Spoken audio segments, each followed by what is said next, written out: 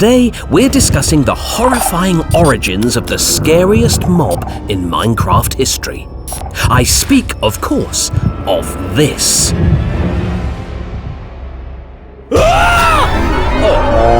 The scariest cow I've ever created. Oh, come now, don't be absurd. This cow is harmless, right? Right? Adding a nasty new mob to your video game is a very delicate process, and I should know, I'm a very delicate man.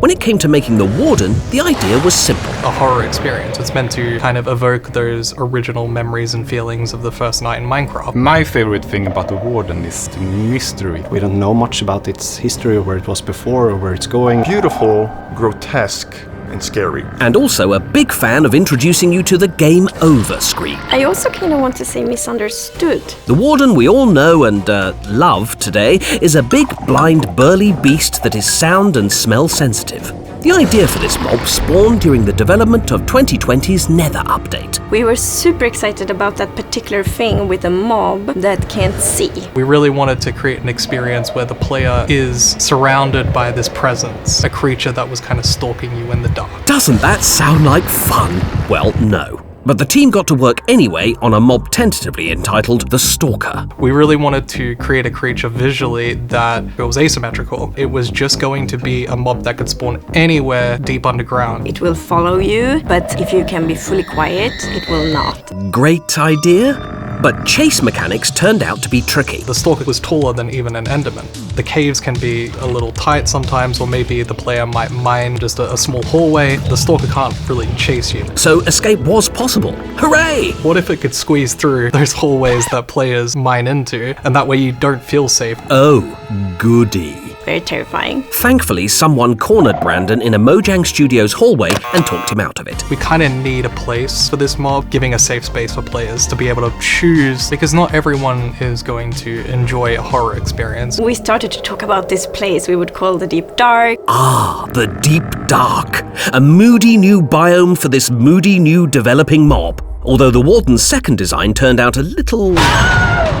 what's the word? Ah, yes, traumatizing. The Hollow Stalker 2.0. It was very creepy and like this weird, teethy looking thing. Just looked like human flesh. One of the things that we came to is this idea of trypophobia, which is the fear of holes. Not to be confused with brandophobia, which is my fear of Brandon ever pitching that idea again. The sounds are very unsettling, even more unsettling than the sounds we currently have for the Warden.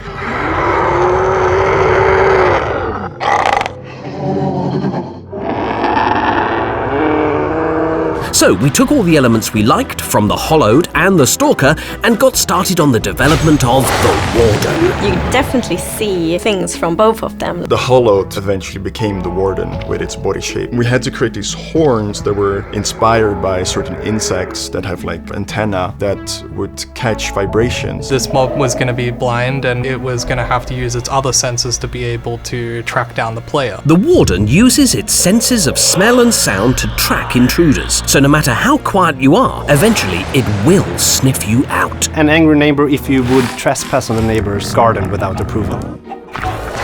My neighbours usually just complain about my love of late 90s gangster rap. Anyway, the Warden has even more ways of discovering you. Explore the Deep Dark's ancient cities, which I'm sure are only abandoned because they were too nice to live in, and you'll find skulk blocks everywhere. We designed the scope to be some kind of warning to players. Strike one, the shrieker goes off. That should be the indication for most players that they can start running now. It was very important to us that it wasn't just that you made a sound and the Warden immediately emerged. We're designing the scope family and the Warden. We took a lot of inspiration from Black Opal, like the gemstone, that looked like starlight, like stars in the night. I'll never look at a starry night without weeping again. Anything else to add to the horror? The pulsating darkness that comes in, all these blue parts of the Warden start to glow, and that is what triggers the fear. Really starting to wish this episode was about the cow. This was back when we were prototyping this darkness effect, literally just the cow walking in caves, making the lights flicker. So the poor cow was just your guinea pig. How dare you?